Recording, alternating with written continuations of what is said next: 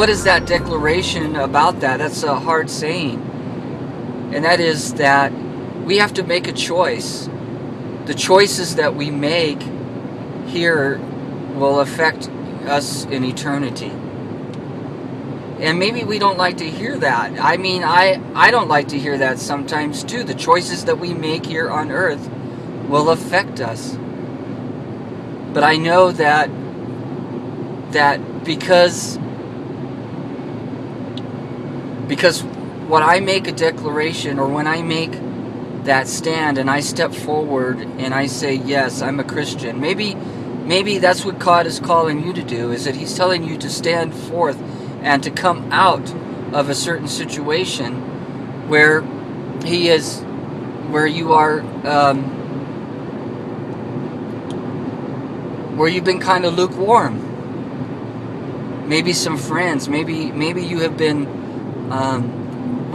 talking with a bunch of friends, and they talk about Christ and talk about those followers of Jesus and how ridiculous they are and how foolish they seem, and it's just craziness and making fun of them, kind of joking and laughing at them and stuff, and maybe, but they don't know that you at one time were that, and that maybe even right now, that even as they were saying that, Christ was tugging on your heart to say something and to say, no, I'm a believer, and that I stand with Christ. Because one of these days we are going to have to make a decision. The decision will already be made for us at that time, which is death. Death is a deciding factor in many people's lives. And what I mean by that is that death decides which way you're going to go. If you haven't accepted Christ before death, then death will decide for you that you will not be able to accept Him after. So your fate will be sealed at that time. But if God is, you're tugging on your heart, and Christ is tugging on your heart to come into a deeper relationship with Him, not one from the outside, but one from the inside, one that has a true meaningful life, and maybe He is asking you to step forward and to say, I belong to Him. I need to receive Jesus, or I am a follower of Him. See, God calls us not into easy things. He calls us out of things. He calls us out of things so that we can make a stand. So which way is it going to be for us? And each person has to go through this. This is not something new. This is not something old. This is something true. I mean, every person has to decide what Jesus is to them. Some people think that Jesus, around Christmas time, is that Jesus is just a baby, and we go to church, we go to Sunday school, we hear all the things about Him, about Mary and Joseph and the angel visiting, and we go, wow, and we kind of grow up with that, but then we kind of think that that's so mystical, and that it's not quite true. It's kind of like a fable, and we think that, and in the back of our minds, we kind of question, did the virgin birth really happen? How could that ever happen? And so, even from the birth of Jesus stirs up some emotions. It stirs up whether or not we can start to believe in what God gave us as the true gift to humanity. Can we trust that God is who He says He is, and that Christ is who He says He is? Can we believe that Jesus is the Messiah and that He came to earth to take away our sins?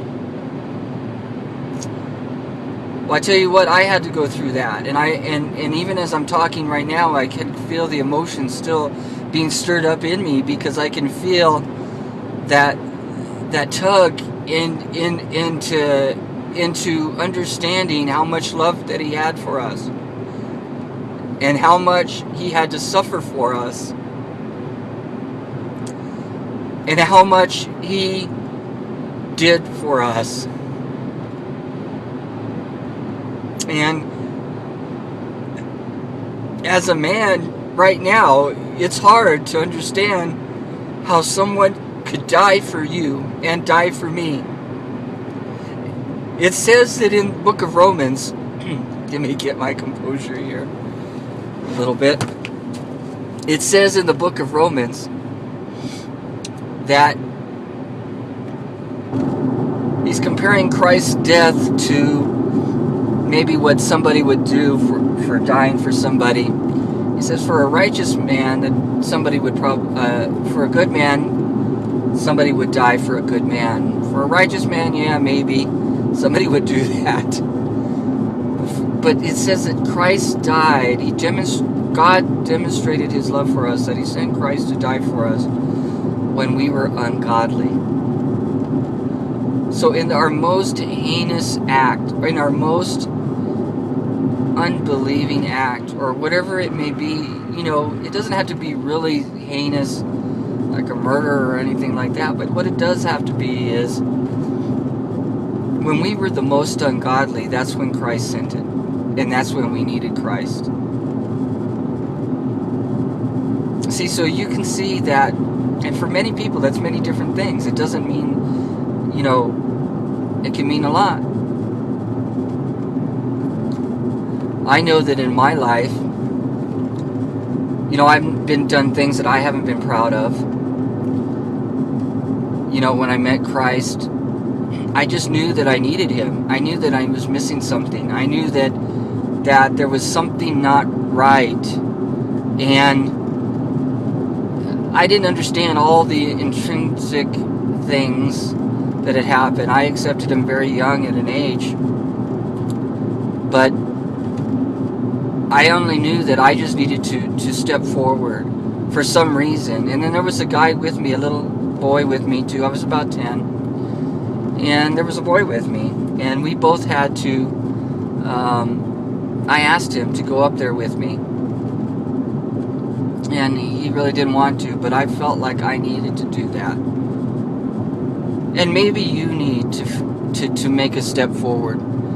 Maybe you need to make that process where you make that decision. Maybe your friends are not going to go with you. But that's okay. That's okay. Because this is a personal decision. It's a personal decision that affects you the rest of your life. And it's a deep decision. Who do men say that I am? So ask yourself, who do people say, or who do you say Jesus, who around you, who do your co-workers say that Jesus is? Who do people say that around you that he is? You're going to find some Christians that will say, yes, he is the Messiah. And then you're going to find Jesus asking you, who do you say that I am?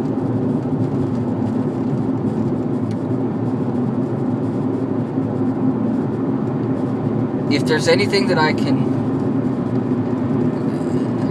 it's hard to talk in moments like these sometimes because I believe because it's a very personal issue. And God personalizes that.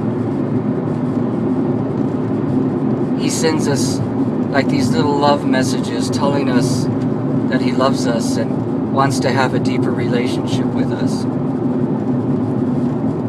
What are you going to say to him? How are you going to respond to his love? Are you going to reject his love?